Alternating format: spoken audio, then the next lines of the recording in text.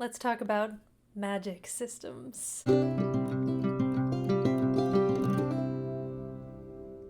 Hey, welcome back to my channel. My name is Carly Stevens, and this is Carly Stevens Books for all things writing, publishing, and indie author life. So today I wanted to tell you kind of my thoughts on magic systems, how to develop them, different ways to think about them. If you're writing fantasy, then this is probably a really good video for you. My hope is that you'll get something out of this even if you've been writing fantasy for a little while. So the first thing that I recommend you do as you're developing a magic system is considering where on the scale it falls between a soft and hard magic system. There's not one that's inherently better than the other or anything like that. It's just two completely different approaches to creating the magic in your world. A soft magic system is going to not have clear-cut rules. It's not going to have boundaries that are obviously defined. Yes, magical things are happening, but it's not something that you can that you've learned, in an academy bit by bit. Those books that do that. Instead, we see magic happening around us. A lot of times it's people who come into a world and they're just amazed by what they see. That is a totally legitimate way to create a magic system. It's not even a system necessarily in the way we would typically use the word. So that would be far on the side of a soft magic system, and I'm going to give you some concrete examples here in a minute. A hard magic system, by contrast, does have rules, it has limitations, it has boundaries that are clearly defined, so we know what magic can and cannot do, we know who can and cannot do that magic, and so it's just very much more ordered and expected, and we understand how it works. So there are benefits to both of these. The benefits are very different though, so I'm going to go over those in a second. Before I give you some examples, however, I do want to say that magic is a tool. Regardless of whether you go with a soft or hard magic system, it is a tool to create your world, to develop your characters. One thing that magic should never do is solve the problem, whatever your story problem is. Unless you do something like foreshadow that this is going to be the case, or you have these characters really learn the magic and they struggle and they work their way up and they use magic at the right moment, then I would say do not have magic solve problems. It's just as unsatisfying as in say a techno thriller or something where we have a lot of technology, another tool, right, that has power to it. If everything comes down to the wire and it looks like the heroes are not going to make it out of their situation, and then somebody randomly says, oh, I hacked into such and such a mainframe and we're all fine now, but we didn't even know that they could hack, that is very unsatisfying. There is not that payoff that we want from a story. So just make sure that your magic is not getting you out of holes that maybe you dug yourself in as you're writing. Be creative, use magic in a lot of different ways, but make sure that you have the characters really doing that work of forwarding the plot, whether or not they use magic. So, some examples of soft magic systems and the benefits of using a soft magic system. Famous examples. I was actually looking at my shelves and I was surprised at how many of them fell farther on the soft magic scale than the hard magic scale. I was expecting it to be the other way around initially. So the Chronicles of Narnia, so books like The Lion, the Witch, and the Wardrobe, there's lots of magic, and we hear bits and pieces about what it can do, but we don't know the scope of what it can do. We don't know how many statues the White Witch can create at once. We don't know the scope of what Aslan is capable of, but we have magic just imbuing this world. So if you're looking for a land that is just sparkly, magical, we don't know what's happening, there's a sense of just wonder about it, then a soft magic system may be the way to go for you. Another book that I recently read that I absolutely loved that has a soft magic system is An Enchantment of Ravens. The main character is a human and she ends up going into this magical world, and again we get this sense of wonder. We don't know the limits, or certainly not all the limits, of what the magical folk are capable of doing. the main character herself is not magical. She is reacting to all of these things that are happening to her, and she is forwarding the plot by the way she chooses to react rather than the way that she uses magic, because she's not able to use magic. So we have a soft magic system in an enchantment of ravens. Speaking of ravens, I didn't plan that out, but The Raven Boys by Maggie Stiefvater. We do again know a couple of things and how they work. We have the ley lines that imbue power into the, kind of supernatural power into the land, but there's a lot of gray area, and we don't know how all the magic works. We just know that there is a lot of magic, and I love that book.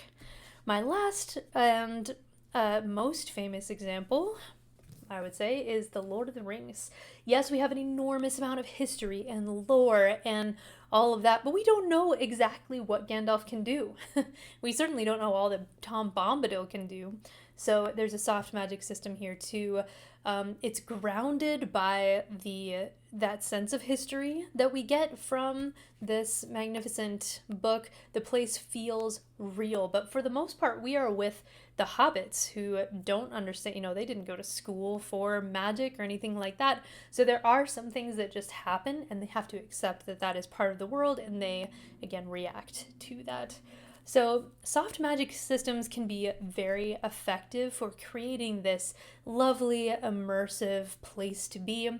Now, if we start scooching over to the hard magic system side, there is actually a gray area in between where we know a lot of the rules. However, there is so much magic that maybe we don't understand it all. And so there are surprises and things like that still for us in store. Harry Potter is a great example of that. So Harry Potter and the Sorcerer's Stone, we do learn about different spells. We learn about the different wand flicks. We learn about these different things.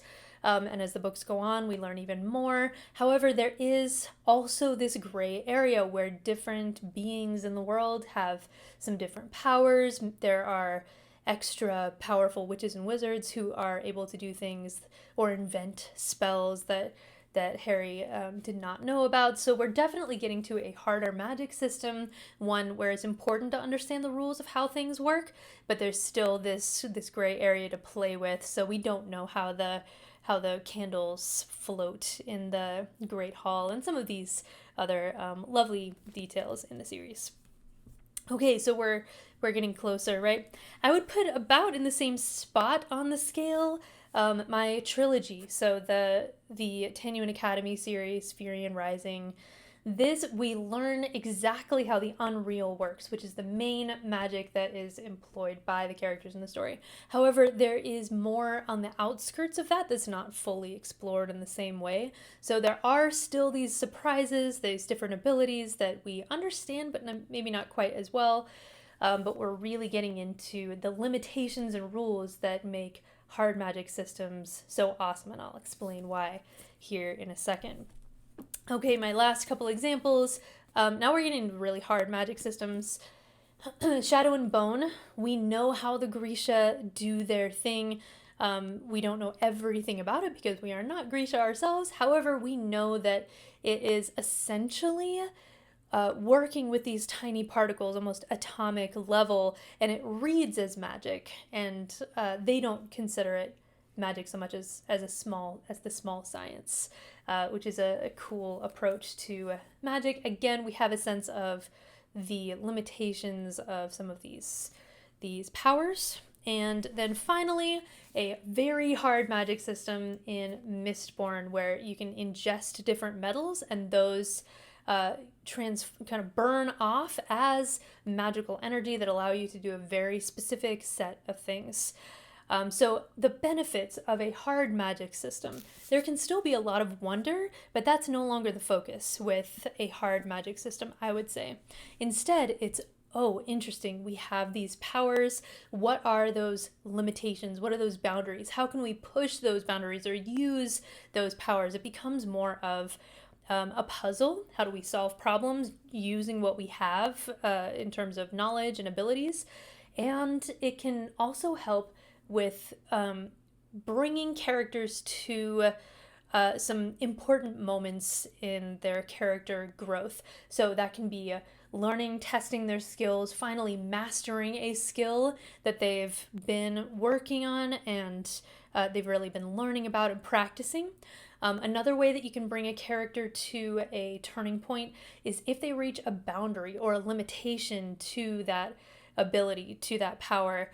So, for instance, in the Tanyuan Academy series, there are very strict limitations to the unreal, which is this shared mental space that people can enter if they have this kind of inborn ability to begin with. They can develop it.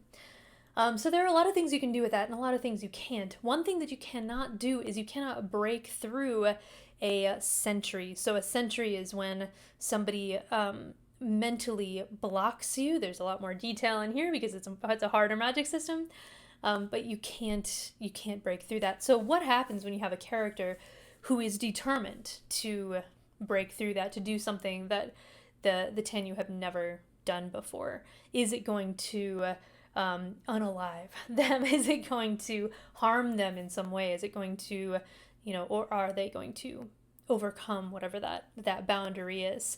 So be aware, especially with hard magic systems, that people are going to want to know what are the limitations. If you start giving rules, the natural question is how far can this go? So be prepared to consider how far does your magic go. If you have like a rune magic or something like that, can people invent runes?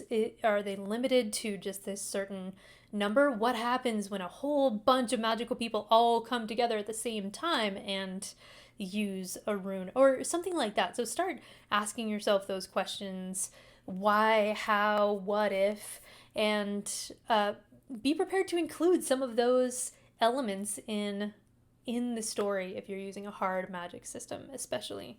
So yeah, magic is a really awesome tool for wonder, for character growth, for just a lot of fun. You can do a lot of things with magic systems, but those are a bunch of examples to look at and things to consider when you are developing your own.